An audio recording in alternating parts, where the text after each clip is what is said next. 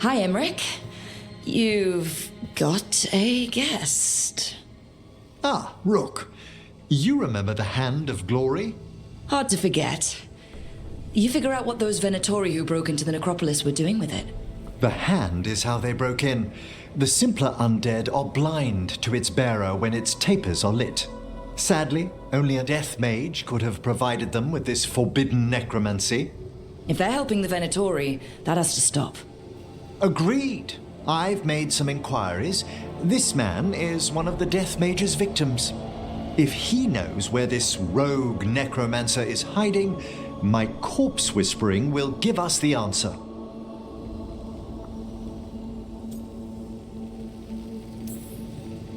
Floor's all yours. It shouldn't take long. I must warn you, it will be harder to coax answers from this poor man than from the dead I spoke to in the necropolis. Let flame rekindle your sight. Let breath and light rise again.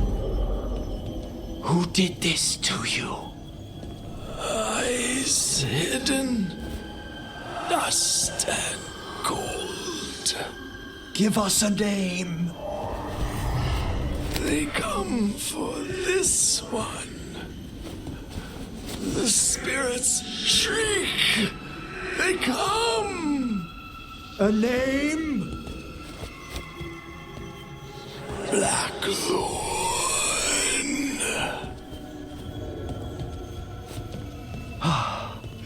Return to your rest.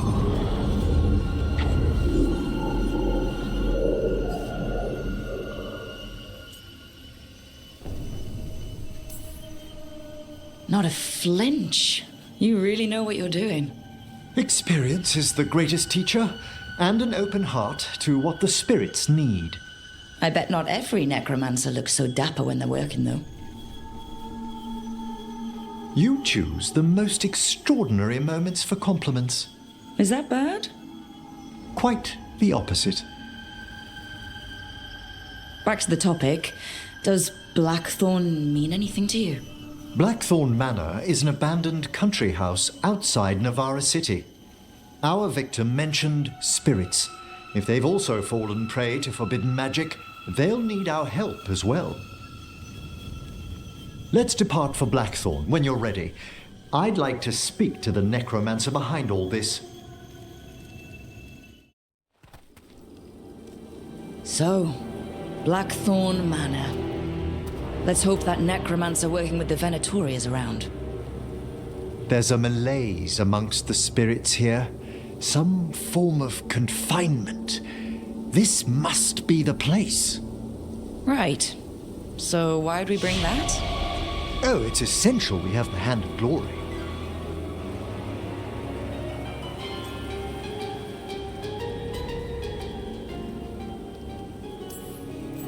I'm just grateful you know what to do with it. It's a fascinating piece. The magic laid upon a Hand of Glory is complex. Whoever killed its donor left their mark. So it'll lead us to whoever cut it off? Precisely. Most likely the necromancer who's been helping the Venatori. It would have taken extraordinary skill to layer the involutions on this artifact. What a waste of talent.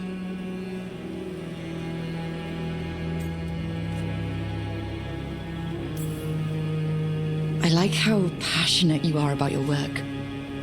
Death is one of the primordial forces. It breaks bonds as it lays the ground for the new. At times, there's something stirring about the elegance of it. That's quite a way of putting things. I always choose my words carefully.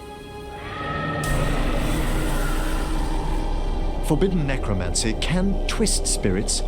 We must find this death mage and stop whatever they've done to them.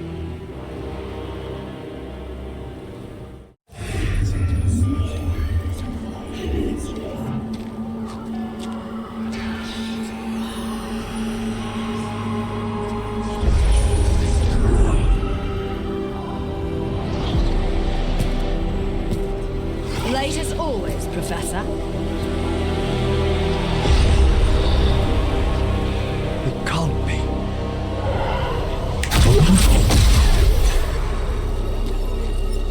What else would one expect from Navarra's most eminent meddler? Johanna Hezenkoss! You've met? Oh, the Professor and I have known each other for ages. But only one of us realized the Watchers are no place for a mage with ambition.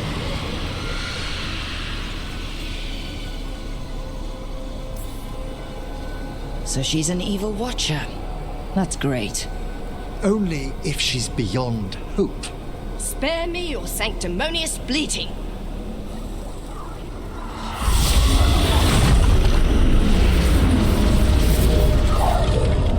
No. The stone life in that lantern can permanently tear open the Fade here. Correct. Only the foolhardy would shed blood near it in this state. So, let the Watchers mourn your pathetic death in the Fade, Emmrich, Volkarin. Those that are left after my return.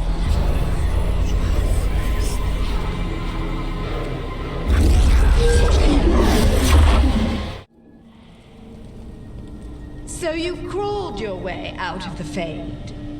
It's not difficult for those who treat spirits better than tools to an end, Johanna. Sentimental drivel. You may have stopped my work here, but Navarra City will know its new ruler.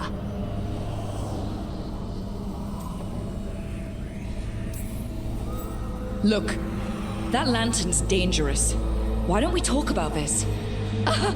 Dangerous to those who fail to realize what can be done with it! Though the Professor clearly avoided mentioning his old colleague in exile. We made every attempt to bring you to reason. I gave you every chance to join me instead of whining endlessly about your mortality. But I must thank you for returning something dear to me. Lovely to have my hand back.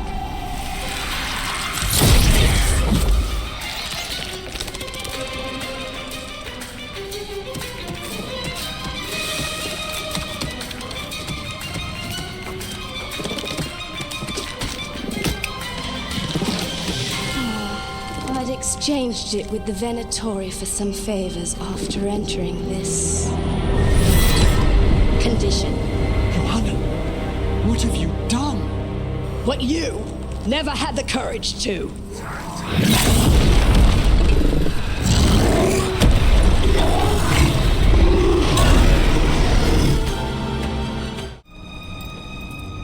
At least we freed those spirits from their suffering.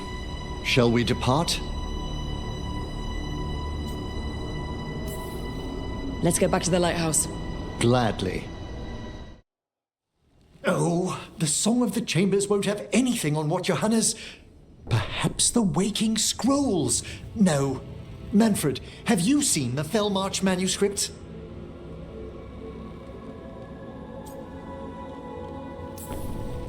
You and Manfred need an extra pair of eyes for whatever this is? I suppose it's time I explained this mess. Johanna Hezenkoss was a watcher. She was banished for embracing the darker paths of our art. Forbidden magic, blood sacrifice, nothing is beyond her if it leads to power, recognition, or both. It sounded like you knew her before all that. We were friends, once.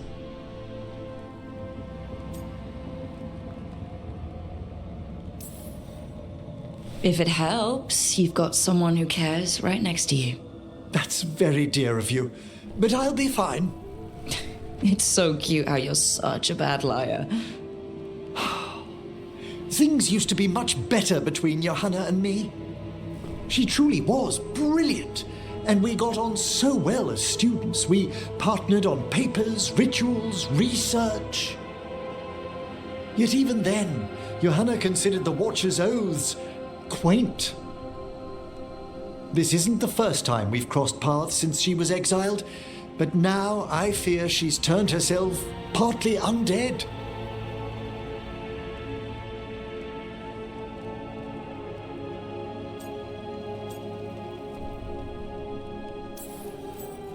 Even after what she's done, I feel a little bad for her.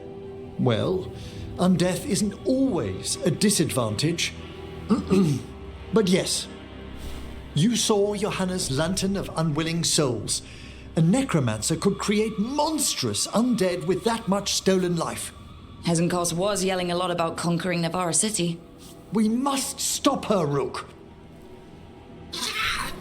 Thank you, Manfred. Quite right. The Order's knowledge will see us through. Hezenkoss had been stopped. For now. But she had big plans for Navarra. City conquering, new ruler plans. And while she had some regrets about long-lost friendships, she knew her greatest invention was going to bring down